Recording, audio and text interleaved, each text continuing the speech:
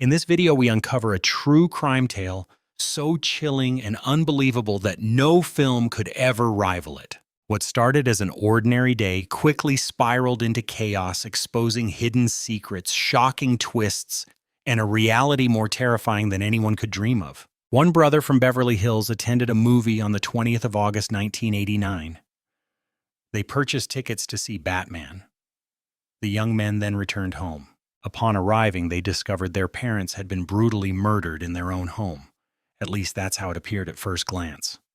People across the United States have been captivated by the tale of the Menendez brothers for over 3 decades. This story shattered the illusion of the perfect American family. It also gave rise to one of the most controversial cases in the history of true crime. Lyle Menendez and Eric Menendez were 2 troubled boys driven to the edge or cold-blooded killers. On August 20th, 1989, just before midnight, a 911 call was made to the upscale Beverly Hills police station. Lyle Menendez, age 21, was on the other end. There was a noticeable quiver in his voice. 911 dispatchers in this area typically handle calls about suspicious individuals or alarm triggers. When Lyle reported that someone had shot his parents, the operator was taken aback. The dispatcher was briefly stunned by this revelation. It was only after regaining composure that he passed the incident address along to the patrol unit's North Elm Drive, Beverly Hills. Address number 722. It wasn't just any house, it was a grand mansion, a symbol of wealth. An impressive 840 square meter Spanish-style home featuring 7 bedrooms and situated on a well-maintained property adorned with palm trees. The red tiles covering the rooftop evoked the charm of classic Hollywood. The homeowner's financial prowess was evident in the intricate architecture itself. Yet this was just a residence for the Menendez family. Even veteran officers were shocked by the extent of the horror that unfolded inside the mansion. It was a deeply disturbing scene. Later, one of the detectives remarked that he had witnessed other crimes, but none as dreadful as this one. Spatters of brain matter, blood, and flesh were smeared across the walls. The homeowners, a married couple, were nearly unrecognizable. They had been mutilated. Jose Menendez, the patriarch of this so-called perfect family, bore the brunt of the violence. In the living room lay a powerful executive from an entertainment firm. He had been shot in the face at close range with a shotgun. He suffered 6 gunshot wounds in total. Mary Louise Kitty Menendez, his wife and a former beauty queen, had been fatally shot near the sofa. Kitty received 10 gunshot wounds. The woman seemed to have tried to crawl across the floor before the bullet struck her cheek. Following their deaths, Jose and Kitty displayed numerous horrifying injuries. The mutilations could have been meant to mimic a hit job or mob execution, but due to their brutality, the crime initially appeared to have the Mafia's signature. It was still a mystery what had truly happened within this affluent residence. The house quickly filled with homicide detectives, police officers, and forensic experts. Everyone shared the same questions. Who could commit such an act? Who would dare to break the law in such a prestigious neighborhood? Was it a robbery, or were there more personal motives behind the attack? The Menendez family seemed to occupy a privileged and untouchable status. Even investigators and others like them had never encountered such violence. The brothers were ready with an alibi when they spoke with a sergeant from the Beverly Hills Police Department. That night they attended an Indian festival after the movies, returned home just before midnight, and discovered their parents' corpses in the living room. That night they attended an Indian festival after the movies, returned home just before midnight, and discovered their parents' corpses in the living room. Jose and Kitty experienced a range of horrific injuries. The brutality of their wounds could have been engineered to resemble a contract killing or mob-related incident, yet the sheer violence led many to believe it bore the hallmarks of mafia involvement. What truly happened within the walls of this wealthy estate remains shrouded in mystery. The residence quickly became a hub for homicide detectives, law enforcement, and forensic experts. There was a singular thought weighing heavily on everyone's minds. Who could commit such an act? Who would dare transgress the law in such an esteemed neighborhood? Was this a burglary, or were there more personal motives lurking behind the attack? The Menendez family seemed to occupy a realm of privilege that made them feel untouchable.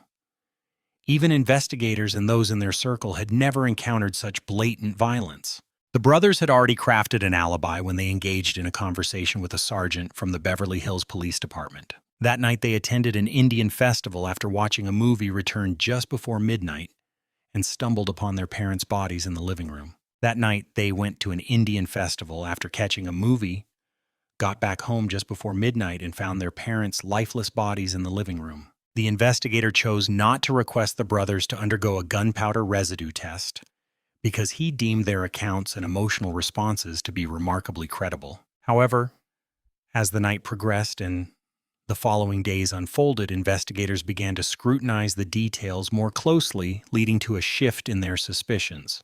They moved away from the idea of a gang attack or random act of violence as Lyle had implied, and instead considered the disturbing possibility that someone intimately connected to the Menendez family was behind these heinous acts. News outlets widely reported on the event that rocked the wealthy Beverly Hills neighborhood. Meanwhile, Lyle and Eric, who had just endured the heartbreak of losing both parents, became the focal point of media coverage. These two young men suddenly found themselves without a family. There was an outpouring of sympathy for Lyle and Eric, with many offering love and support after engaging with the media friends, family, and relatives as they shared their shock, sorrow, and grief. A memorial service was held in Los Angeles for friends and associates from their family's business. A second memorial service intended for family and close friends was arranged in Princeton. Dressed in their best suits, Lyle and Eric appeared utterly heartbroken by their loss. It was clear to everyone that one of the sons, Lyle, was in deep distress as he delivered a eulogy in a trembling voice, remembering his parents with affection. Eric was too overwhelmed to speak to the audience during the ceremony. Regardless, the attendees shared in the boy's grief over this tragedy. When someone dear passes, individuals react in various ways. Some choose to retreat and avoid socializing. Conversely, others seek to remain surrounded by friends and family. Everyone experiences grief in their own way. Yet Lyle and Eric's mourning seemed to differ markedly from that of most individuals who have laid their parents to rest. The brothers seemed to celebrate their newfound freedom by going shopping after their parents' unexpected deaths. These purchases were far from trivial. They were substantial expenditures that sparked widespread conversation. It appeared that the brothers decided that taking control of their own finances was the best method for them as the sole heirs to a $14 million inheritance to cope with their parents' passing. The young men quickly squandered the $1 million from the insurance payout. In the days that followed the funerals, Lyle spent $64,000 on a luxurious Porsche. Eric also treated himself to a shiny new Jeep Wrangler. The brothers often indulged in buying extravagant jewelry, trendy clothing, and Rolex watches. They enjoyed lavish vacations flying first class. They ventured to Las Vegas and participated in high-stakes gambling. Overall, they seized the moment, but the extravagance didn't stop there. The brothers utilized their wealth to invest in various business ventures. For instance, Lyle acquired a restaurant in Princeton, which he named Mr. Buffalo for $550,000. Eric also sought to put $40,000 into a concert promotion company, which ultimately turned out to be a scam. The children of affluent parents were finally chasing their lifelong aspirations. Therefore, they faced no hurdles. No one was holding them back now. Not only was the public and media watching the brothers' lavish spending, but detectives kept a close eye, finding such behavior quite suspicious. Why did two grieving young men appear to accept the loss of their parents so easily and so swiftly? Investigators began to uncover significant inconsistencies at the crime scene. The Menendez home was secured at the time of the incident. During that period, the family's security system was top-notch. However, signs of forced entry were non-existent. Moreover, the alarm had simply been disabled despite the disarray within the house and the telltale signs of burglars searching for valuables. Hardly anything seemed to be missing. The property was flush with cash jewelry and exquisite furnishings, yet everything remained untouched. Investigators began to suspect that everything was meticulously staged to mimic a break-in. Jose had numerous enemies. According to feedback from his neighbors, at work he was not well liked. Many described him as quite unpleasant, intolerant of others' mistakes, and frequently arguing with everyone. An acquaintance of the family speculated that the children of the Menendez couple may have had a hand in their deaths. However, this was merely a suspicion without any solid evidence. A witness stated that there was ongoing conflict between the sons and their parents. Then, 11 days after the tragedy at the mansion on August 31st, the police uncovered something unusual. The brothers called in a computer expert to erase a file from their mother's computer which likely contained a new family will. It was believed that Eric and Lyle were excluded from it. The computer expert did his work, but he opted to keep his identity concealed. When the investigator discovered that two individuals were being looked at regarding their deaths, his suspicions intensified after he contacted the police. He informed them about the request made by the Menendez brothers following their parents' passing. Eric, the younger sibling, struggled with anxiety and tension for an extended period. When he reached his breaking point on October 31st, 1989, he reached out to his psychotherapist for help. Dr. Jerome Oziel met with him in Beverly Hills and they took a brief walk. Eric expressed that he felt overwhelmed by despair. He shared that suicidal thoughts were preying on his mind. Dr. Oziel suggested they discuss his concerns in his office. However, Eric candidly responded, "We did it," leaning against the wall before stepping into the room. The psychotherapist was taken aback. "We killed our parents." After inviting Eric into his office, he began to ask him questions. At that moment, the young man started revealing some dark family secrets. Eric first told Dr. Oziel about a television show he had seen about a club for billionaires. This crime drama about high society was adapted into a miniseries aired in 1987 called The Billionaires Club. It portrayed how wealthy young individuals from Los Angeles committed serious crimes for financial gain. Eric felt somewhat inspired after viewing the film. He approached his older brother to express his concern that they might be cut out from the inheritance since their parents likely wouldn't include them in the will. To prevent their mother from reporting them to the authorities, the brothers took drastic measures and killed their strict father, whose rules had heavily impacted their lives. Eric also recounted to the doctor how he and Lyle utilized a stolen ID to purchase two 12-gauge shotguns from a large sporting goods store in San Diego, planning to create an alibi suggesting they were at the movies when the assailants broke into their home. The brothers crafted an alibi to dispose of the shotgun shells. After shooting their mother and father, the young men headed to a nearby canyon. They disposed of their bloody clothing and shoes in a dumpster at a gas station along with the shells. The brothers were dismissive of shoe prints or fingerprints, believing it was their home and no one would suspect anything. After hearing Eric's disclosures, Dr. Oziel asked him to call his brother and invite him to a session so they could delve into the issue. Lyle was furious and rushed to see the psychologist. The older brother even threatened the doctor, warning him not to share what he had learned from Eric with anyone else. Dr. Oziel maintained his composure and continued with the sessions. As Eric continued to reveal more dark details, it became clearer why everything had happened. These sessions were recorded, and the psychologist took extensive notes, firmly convinced of the brothers' involvement in the crime. Investigators were diligently working to gather undeniable evidence against them until a woman named Judalon Smith contacted the police in March 1990. The sessions were recorded, and the psychologist meticulously documented everything due to their strong belief in the brothers' culpability in the crime. Investigators were diligently seeking clues. The case had come to a standstill. Judalon initially sought Dr. Oziel out for hypnosis and therapy sessions, but their relationship soon turned romantic. Although Dr. Oziel was married, Judalon initially sought out Dr. Oziel for hypnosis and therapy, but their professional relationship soon took a romantic turn. Despite Oziel being married, he reassured his former patient that she was his true love and that he would leave his wife for her, just like many unfaithful people often claim. Naturally, he was being dishonest. Oziel eventually lost interest in the secret affair as he had no desire to jeopardize his family. Once she found out about the psychologist's sessions with the Menendez brothers, the mistress spilled all the information she had to the police. That's exactly what the investigator was after. Acting on a tip from Dr. Oziel's former partner, the lead detective in the Menendez case obtained a warrant on March 8, 1990. It's important to note that this same detective previously worked on the Billionaires Club case to seize the tape recordings. This discovery notably impressed Eric and sparked the beginning of their illegal operation. The audio tapes belonging to Dr. Oziel were confiscated. The evidence included 7 pages of notes and 17 audio cassettes. Detectives managed to extract confessions from the Menendez brothers regarding the murders of their parents. Consequently, the young men could no longer deny their participation at this stage. Under normal circumstances, due to the confidentiality between therapists and clients, the law would consider the recordings inadmissible in court.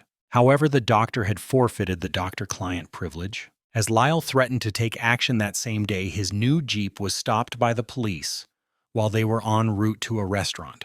The young man was arrested on suspicion of murdering his parents. At the time, his brother Eric was attending a tennis tournament in Israel. Eric hurried back home to avoid being arrested abroad after Lyle's arrest made global headlines, and he turned himself into the authorities.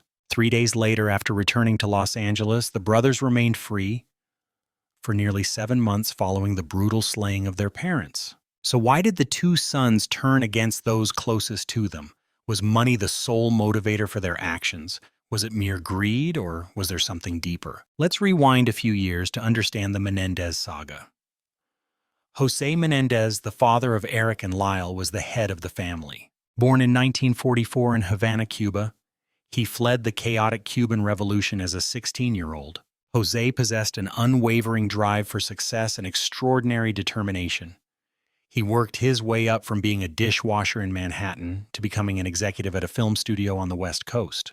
While studying at Southern Illinois University, Jose met Kitty Anderson. At the age of 19, he married Kitty, who was 2 years his senior. After tying the knot, the couple moved to New York. There, Jose worked diligently to earn a degree in accounting. Initially, people admired his determination and competitiveness. These traits helped him shine in the crowd and quickly rise from accountant to corporate executive. In 1971, Jose began as the head of a division at Hertz, an American car rental company. Just 2 years later, he was promoted to chief financial officer. By the time he turned 35 in 1979, Jose Menendez was named the company's global general manager. The following year, he became the president of the parent company RCA Records. Jose's role involved signing deals with famous artists like Rick James Duran Duran and even the boy band Menudo. Menendez was known for being a strong, aggressive businessman. He believed that instilling fear was more effective than winning affection and approval. This approach enabled Jose to achieve remarkable success and amass a fortune. By 1986, the Menendez family had settled in Los Angeles. They also acquired a lavish home in the upscale Beverly Hills area in 1988. Over time, Kitty Menendez, whose real name is Mary Louise Anderson, became accustomed to living in her husband's shadow. In her youth, she was crowned the Miss Oaklawn beauty pageant winner, but had to play multiple roles as Jose's wife. Kitty was seen as a glamorous woman with a rebellious spirit. Jose viewed Kitty as the embodiment of the American dream that he had always aspired to achieve. During this time, Jose was a well-liked man, willing to do whatever necessary to fulfill his ambitions. Kitty was attracted to this particularly because her future son-in-law was Cuban. He was determined to do whatever was necessary to accomplish his goals. Kitty found herself attracted to that ambition. However, it was complicated because her future son-in-law was of Cuban descent. Her family disapproved of him, but the couple didn't care at all. They moved to a different city and left everything behind. Initially a teacher, Kitty quit her job to become a full-time mother, dedicating herself to raising her sons. When Lyle and Eric entered the world in 1968 and 1970 respectively, Kitty had aspirations of working in radio or television, but Jose advised her to focus on the children. Kitty didn't have an easy childhood. Her father was extremely harsh towards his wife and children. She struggled with depression and resentment throughout her life. After getting married, she aimed to be independent from her parents, but her husband's actions were also an issue. As his career flourished, Jose worked longer hours. His numerous female friends led to affairs, leaving Kitty devastated when she learned about his many romantic liaisons. Feeling completely dependent on her husband to numb the emotional pain, she found it impossible to leave him. Kitty developed a dependence on illicit drugs and alcohol, becoming reliant on others. Over time, she even contemplated suicide at times, particularly after discovering Jose's 8-year affair with a woman in New York. Although Kitty publicly supported her husband's ambitions, the atmosphere within their family was toxic. The woman became solely focused on her husband's pursuits, yet she felt utterly alone and dependent on Jose for everything. Growing up with such parents was incredibly challenging for Lyle and Eric. They shared their father's desire to succeed in every area of life. Jose expected the boys to constantly improve. He didn't just expect them to inherit his business, Jose put pressure on them. The man wouldn't tolerate any criticism. He wanted to have successful sons beside him. In addition to enrolling the brothers in an expensive private school, the older Menendez financed their 3 weekly tennis lessons, hiring expert coaches to ensure their success in such a highly competitive sport. Sadly, Eric and Lyle didn't seem to inherit their father's fierce ambition for success. For them, tennis matches became the focal point of their lives. Both boys were subjected to relentless training from a young age. Jose managed their diets, coaches, and schedules. He controlled every little detail. It was a sure path to earning a scholarship, and secondly, a means of showcasing to the world that Jose was raising winners and that his sons were the best. Perfectionism was a significant issue for Jose Menendez. This mindset also ruled his family life. Lyle and Eric occasionally found it challenging, as it mentally drained everyone in the household. However, their father's pressure extended far beyond the tennis court. He exercised complete control over every aspect of his sons' lives, dictating what they should study in school, what books they could read, and who they could socialize with. Jose was obsessed with knowing everything they did and monitored their phone calls meticulously. His anger flared at any hint of disappointment or flaw. He taught his sons that their worth was directly tied to their successes. Lyle and Eric seemed confident and athletic on the outside, but internally they struggled significantly. As a child, Lyle, the older brother, stuttered. His speech impediment worsened under stress. Some believed his stutter was linked to anxiety. He was often seen as a leader, courageous enough to confront coaches, teachers, and most importantly, his father. However, beneath his facade of determination lay a profound sense of insecurity. The younger brother, Eric, was perceived as quieter, more sensitive, and vulnerable. He was shy and withdrawn, especially around his father. He often stuttered too.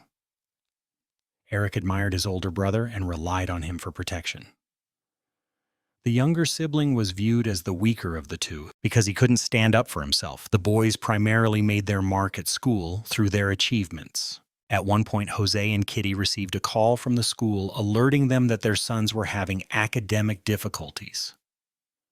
The children struggled to focus and retain information. At one stage, Jose and Kitty received notification from the school that their sons were struggling in their studies. The children found it challenging to concentrate and retain information. Lyle found himself labeled a rule breaker. He had a tendency to be impulsive, cheeky, and often kept to himself. Eric, on the other hand, bore the brunt of their father's anger and disapproval. Because of his academic struggles, Jose shied away from conversations with his sons when teachers brought up their behavioral problems and poor school performance. Instead, he stormed into the school, yelling at the principal and teachers, blaming them for the boys' insufficient achievements. Driven by the relentless hostility and control, the young men began engaging in criminal activities for excitement. Lyle and Eric ended up stealing over $100,000 in cash and jewelry through several break-ins in their community. In 1988, to avoid the swirling rumors, Jose decided to move the family. He was so disheartened that he essentially excluded his children from his will. Lyle was expelled from Princeton University after receiving poor grades while on probation. He spent some time living in a dormitory. He carelessly tossed his roommate's belongings into the hallway because he didn't want a roommate. Lyle also left the water running in the sinks, which caused a flood. According to complaints from other students, he then decorated his room as he pleased, which violated dormitory regulations. Nevertheless, in contrast to their drastic measures to rid themselves of their parents, all of this seemed like mere youthful folly. After the heartbreaking events at the Menendez home, the public first saw two traumatized sons, only later to witness two extravagant, wasteful, greedy, and self-serving young men. However, for years, the truth of what was happening behind the walls of that estate remained hidden. It was Eric Menendez who eventually shed light on it all. Investigators uncovered a series of strange and unsettling incidents within the family when they listened to the audio tapes of Eric's sessions with his therapist. During his conversations with Dr. Oziel, the young man disclosed a lot about his upbringing. The truth was that Jose and Kitty were far from good parents. They were not only strict but also twisted, and the atmosphere at home worsened as time passed. Additionally, Jose's unchecked temperament transformed discipline into outright abuse. He was described as a man who exerted his total authority through intimidation and physical threats. According to the brothers' later accounts, their father would beat them with whatever he could find, in addition to using his fists, even leading to severe injuries. He forced them to play tennis, punishing them severely for any disobedience in practice or at school. If they failed to meet Jose's exceedingly high standards, they faced humiliation, bullying, and criticism. The brothers developed a deep-seated resentment toward one another as a consequence of their father's frequent and blunt comparisons. Eric, Lyle, and their mother, Kitty, were all implicated in the allegations of physical abuse. While she wasn't as harsh as their father, she was quick to smack the boys or hit them with her fists when they annoyed her. In reality, Kitty was grappling with her own issues that consumed her life. She eventually took a step back, allowing Jose to dominate the household. She seemed apathetic to everything. Of course, she was under the influence of illegal drugs and alcohol. However, the most heartbreaking and controversial revelation from the brothers was that Jose Menendez allegedly subjected them to sexual assault. Both Eric and Lyle testified under oath about the prolonged mistreatment they endured at the hands of their father. The men recounted numerous instances of assault, coercion, and psychological manipulation that left them deeply scarred. This nightmare began when Eric was just 7 years old and continued until the tragic events at the mansion. It became their dark secret that pushed them to their limits and ultimately led to the crime. Other witnesses also stepped forward to share what they knew during the trial. According to testimony provided by the boy's cousin Diane Vander Molen, Lyle mentioned in a conversation that his father had touched him inappropriately. Amid the influence of illegal substances and alcohol, the brothers' most heart-wrenching and contentious claim was that Jose Menendez had allegedly subjected them to sexual assault. Both Eric and Lyle testified under oath about their father's abusive behavior spanning many years. They shared various accounts of physical assault, coercion, and psychological manipulation that left them profoundly affected. This dark chapter began when Eric was only 7 and persisted until the unfortunate incident at the mansion. It became their haunting secret. This secret drove them to their breaking point, culminating in the tragic crime.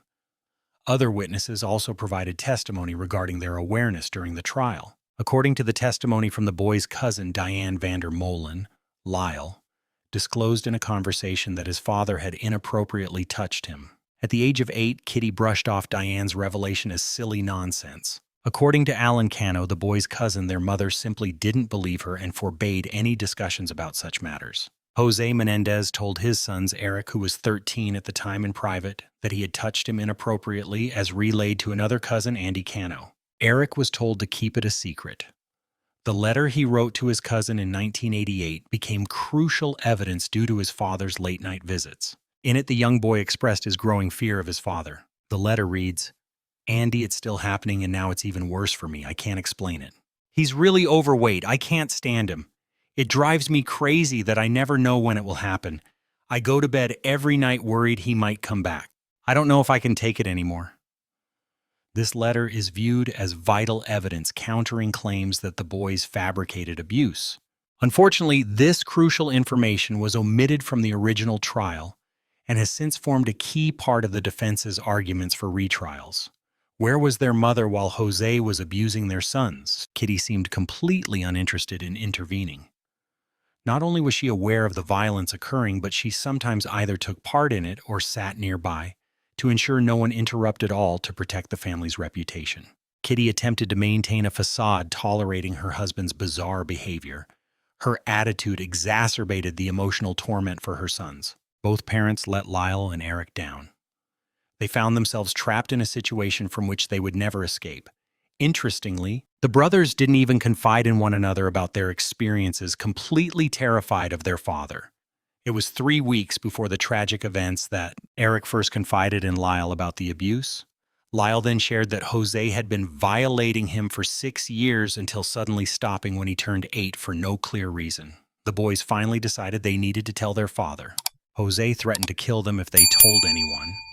While Kitty accused Eric of making it all up, this, the brothers believed, was the motive behind their desperate act. In 1988, Eric Menendez and his friends wrote a screenplay called Buddies in the year before Jose Menendez and Kitty died. The main character, a wealthy boy, took out his parents in order to inherit their fortune, as the plot paralleled the actual tragedy where the author's parents fell victim.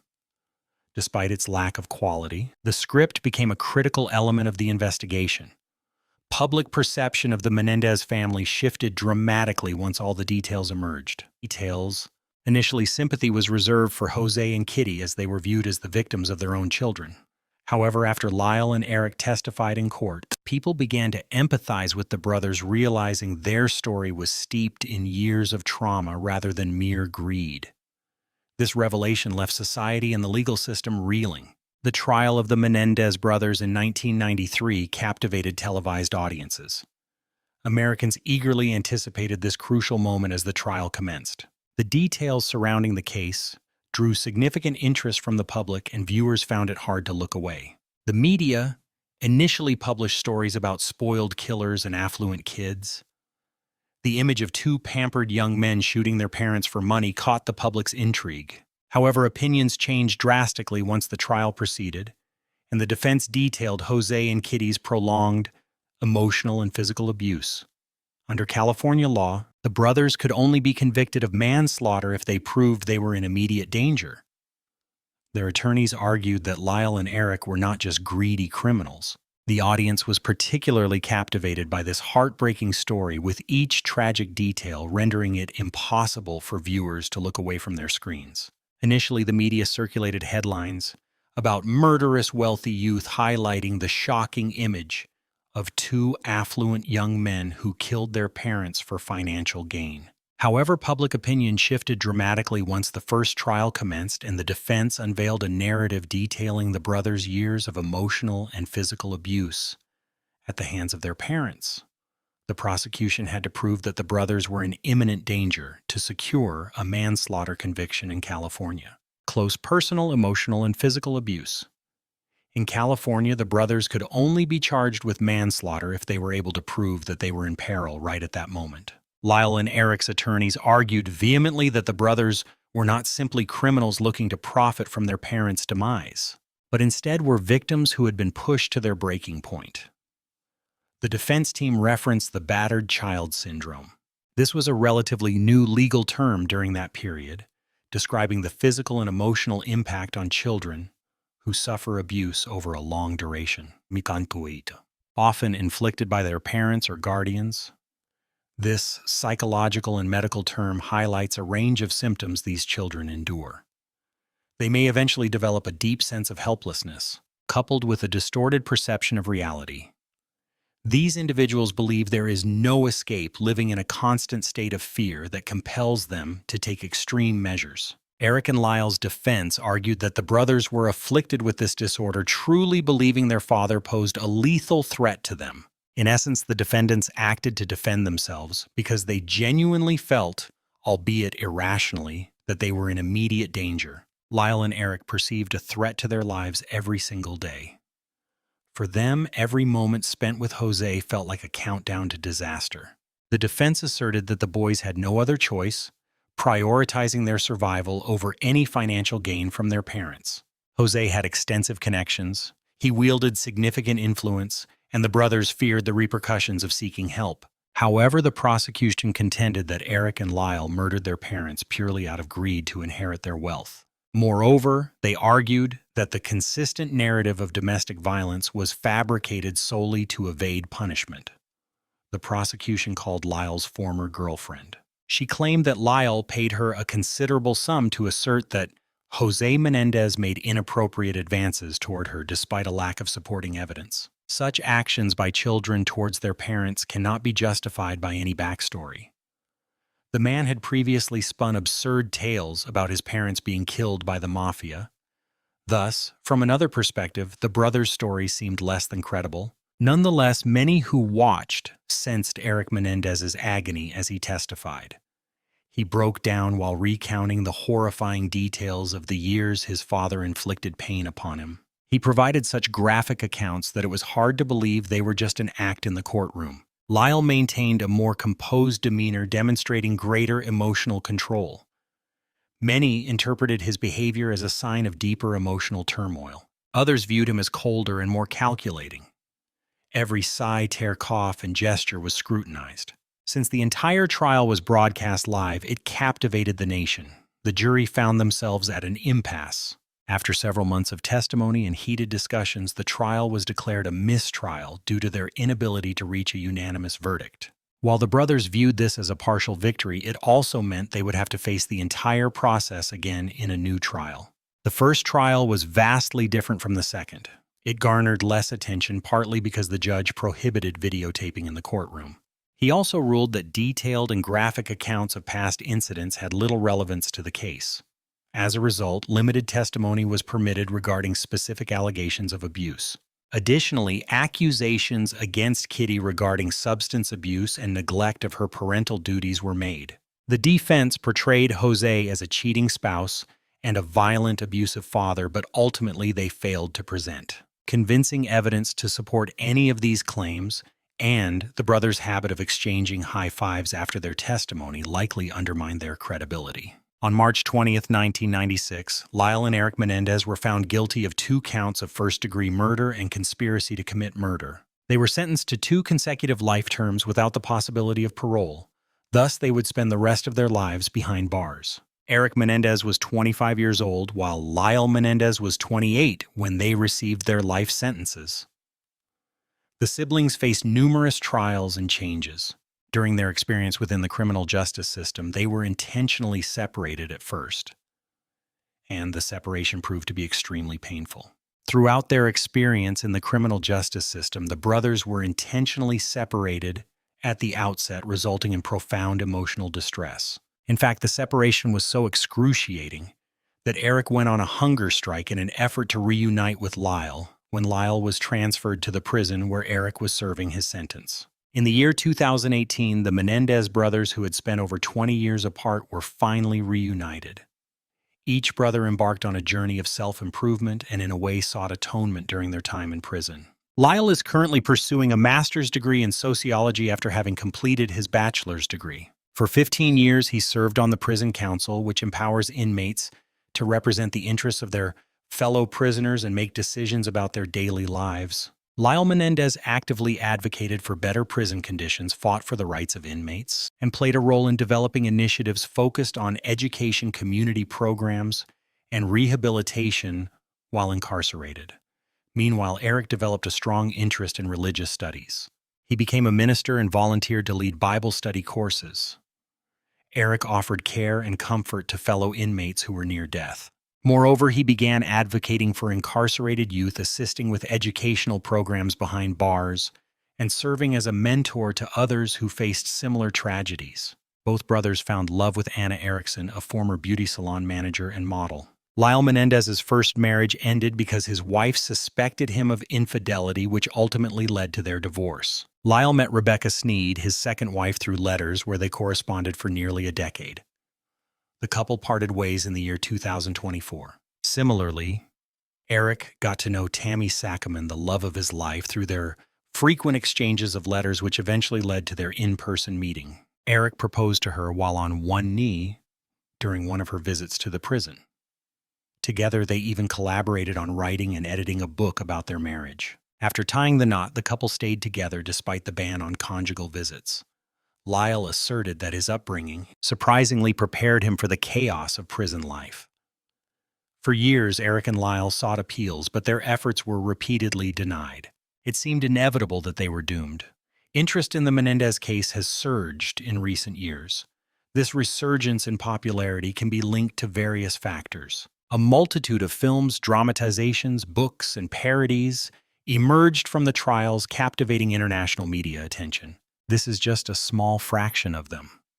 The 2017 documentary titled Truth and Lies: The Menendez Brothers' American Sons focused specifically on Eric and Lyle. Their story was also featured in a segment of the new television series How It Really Happened with Hill Harper, which aired the same year. In 2020, the brothers were highlighted in a special How They Caught program, In 2021, Lyle and Eric appeared in a special edition named Inside the Menendez Movement, which explored their rise to fame on the social media platform, TikTok, and how they garnered a growing following among youngsters in the United States and beyond. Then came Monsters, the Lyle and Eric Menendez story, a dramatic series on Netflix. Additionally, a documentary about the Menendez brothers featuring interviews with the brothers from prison was released in 2024.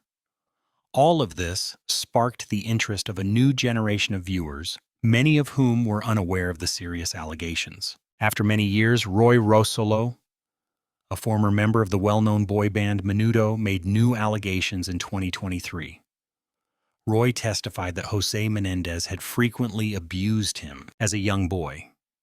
At that time, Jose was responsible for organizing the popular boy band's concerts. Following Roy's arrival at the Menendez estate, Jose offered him wine laced with illegal drugs. More incidents followed. Although Roy's claims were made long after Eric and Lyle's trial, they provided third-party validation of Jose's predatory behavior and only reinforced the brothers' assertions. A letter written by Eric to his cousin in 1988, just months before the attack on his parents, detailing his father's abuse, surfaced around the same time by chance. This letter was unearthed among the cousin's old possessions.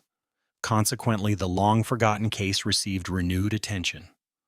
The brothers' defense initiated new legal actions. Simultaneously, amidst public discussions and online debates, Eric and Lyle's attorneys argue that had the jury seen this evidence today, the verdict would likely differ, potentially resulting in a manslaughter conviction.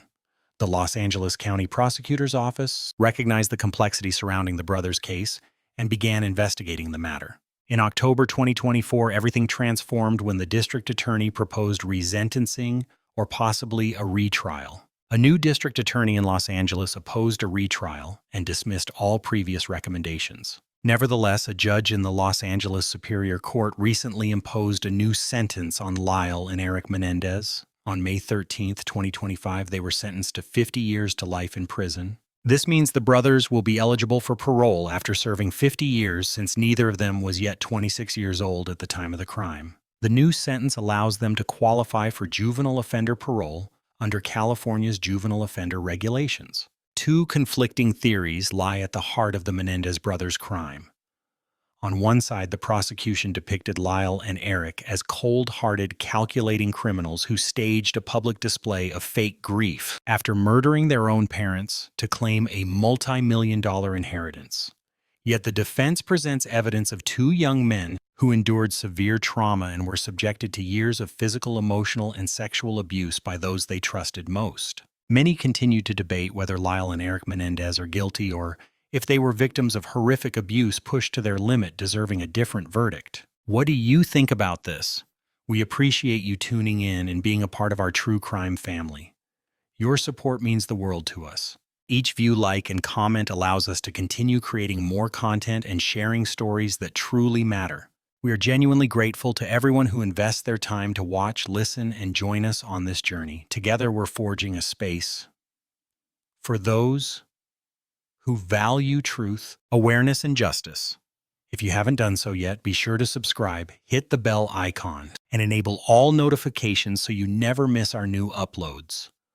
Don't forget to like, share, and drop your thoughts in the comments below. Your ideas and suggestions help shape the type of content we provide for you. Every bit of your support helps this community grow stronger and connect with more people across the globe. Until next time, keep safe, stay aware, and always trust your gut.